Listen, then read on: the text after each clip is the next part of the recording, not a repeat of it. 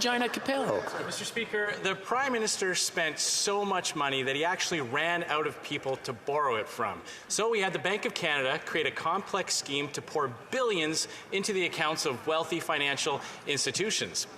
Now, as the bank raises interest rates to fight the inflation the government caused, the Bank of Canada is actually losing money. So, simple question. For the first time in Canadian history, as the Bank of Canada loses money, how much taxpayers' money will have to go to bail out the Bank of Canada? The Honourable Parliamentary Secretary to the Minister of Tourism.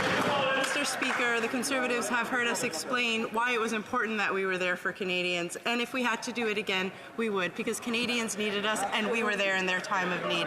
Mr. Speaker, what I don't understand is that in an hour's time we will be voting on Bill C-32, and the Conservatives have consistently voted against this bill. This bill contains an important measure that will further lower the small business tax rate for our entrepreneurs in this country. If the Conservatives wish to be consistent about their position, why are they voting against a tax cut for small businesses? Well, member for Regina Capel. Mr. Speaker, what the minister's not telling you is that 40% of all that new spending had nothing to do with the pandemic, and now the Auditor General has told us that over $30 billion of it was wasted. That's what's causing inflation. The government's answer is to pour more inflationary gasoline on the raging fire. It's already taking a big bite out of Canadian households, and now as interest rates rise to fight inflation, Canadians have to pay more in interest payments to the banks.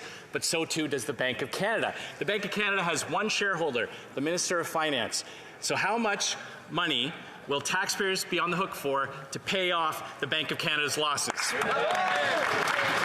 The Honourable Parliamentary Secretary.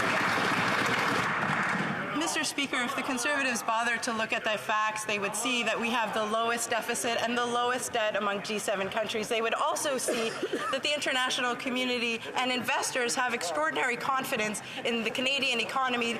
Thanks to the decisions that our government has made, we still have a AAA credit rating, Mr. Speaker. I would also note that were it not for the important supports that we had put in place during the pandemic, our economy would not have rebounded as quickly and as strongly as it did, among the strongest in the world, Mr. Speaker. L'honorable député de